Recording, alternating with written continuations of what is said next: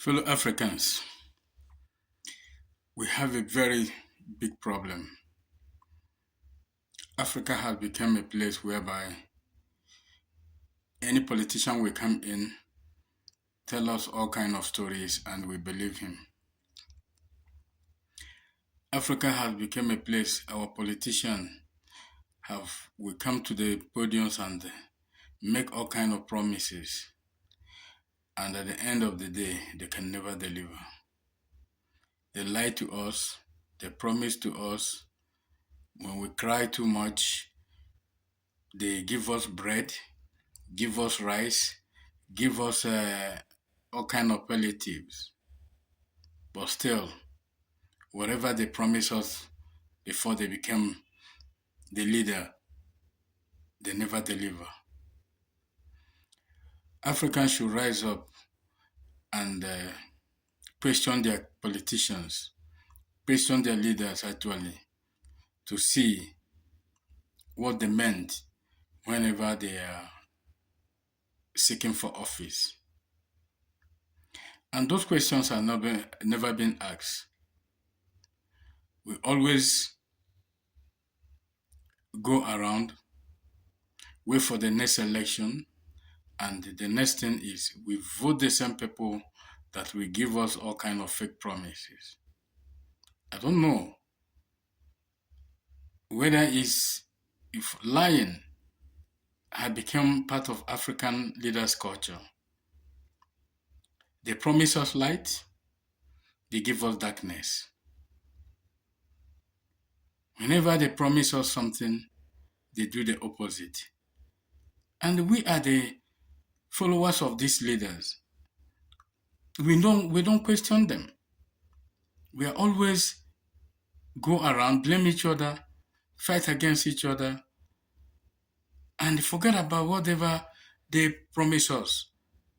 They will deliver job, they will give us job, they will give us this, they will give us good road, they will give us good water, they will give us electricity, they will give us, they will employ us at work, all kind of promises, but they don't deliver. And they promise us light, they give us darkness. That's the funny part of it. And African leaders don't understand that what is called development. The population is growing every day by day. The structure that we had during the independent time is not the same structure. The structure we have during the independent time, those structures need to develop.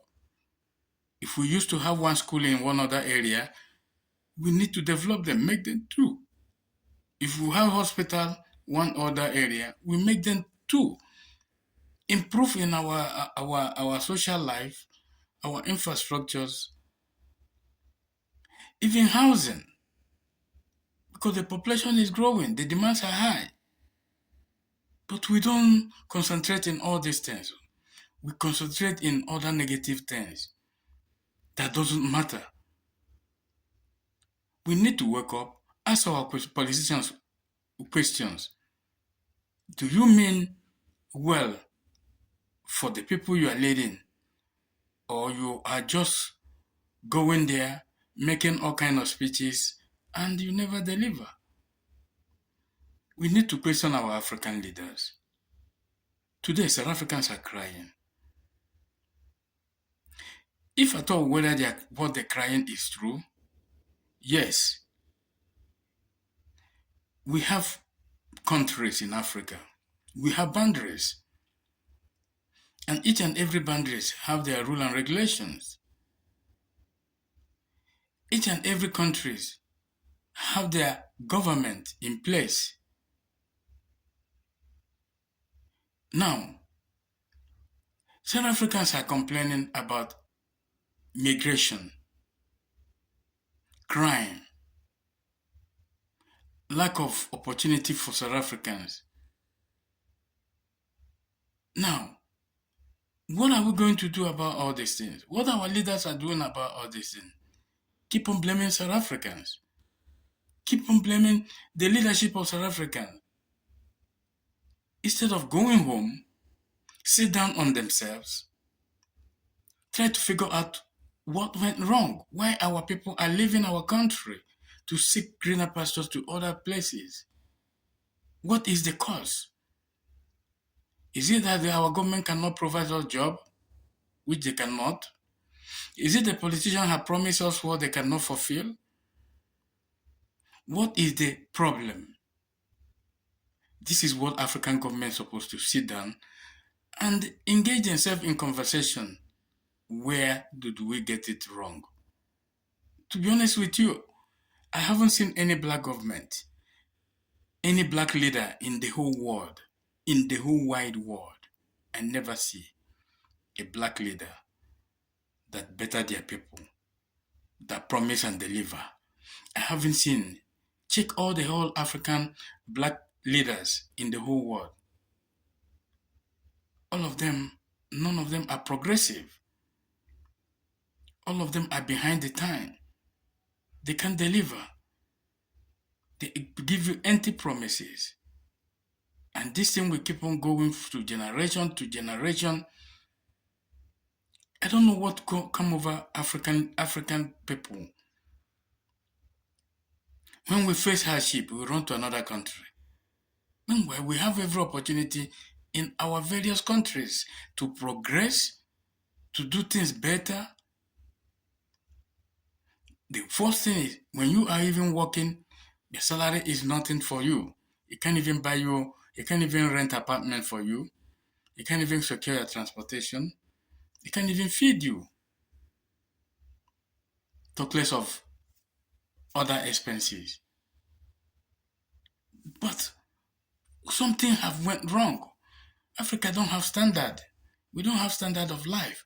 You cannot work for, you cannot be a civil servant and even afford to own a house or buy a car or live a life you're supposed to live as a civil servant. So that when you retire, you can be able to have one or two things as somebody who have went to school, work in a public service, then this is what you achieve. In Africa here, it's still a road to hell or heaven. I don't know where to put it. It's impossible. So we need to change the way we do things. African leaders need to come, especially dialogue with South Africa here, with the government, and see what went wrong. This thing that is playing right now is not a very good thing. Even in South Africa here, it's not a very good image to South Africa themselves. This will make the GDP of South Africa goes down. This will make all kind of investment rethink themselves. All the investors that is here are panicking. All the investors who are supposed to come here and create that job that's supposed to be that job, they are all panicking because they have to think twice. Is it tomorrow this kind of thing will happen to me? Because at the end of the day, every investor that you are crying for are foreigners. It's going to be a very bad image to South Africa especially. Government need to step up. If you don't want any foreigner in the country, you make it clear. If you don't want illegal immigrant, you make it clear and work towards it. Every country have immigration policies. But in South Africa here, things have gone wrong. Completely wrong. The way government handle matters of immigration is something I don't understand. But at the end of the day, South Africa must understand that South Africa is a landlocked country, surrounded by other countries around. It's very difficult to combat immigrants, especially those countries that is surrounding South Africa are very poor countries. Their government cannot manage their people. From that border to extend to other countries, the government cannot even manage them. South African government need to go and talk to all these African countries and do something that can benefit each and everybody. Otherwise, this thing will keep on happening and happening, or they will change the immigration law. Document everybody. Documenting everybody does not mean that automatically you are a South African citizen.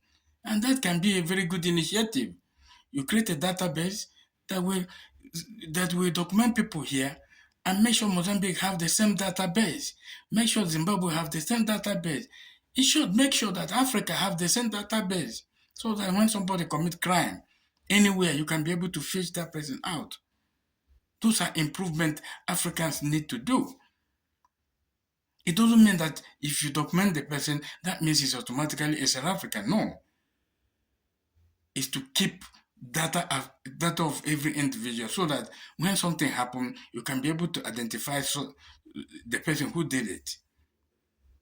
Africa need to improve. Africa need to rethink the way they do things.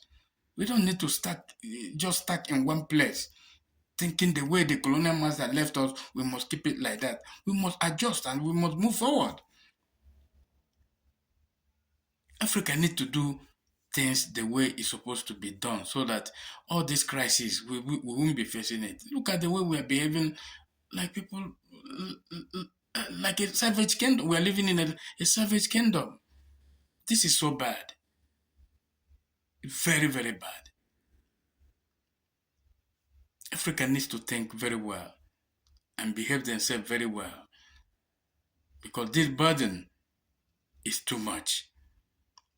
South African leaders need to talk to African leaders and make sure all these promises they are promising all their citizens, they deliver on it. If they don't deliver, the crisis will continue.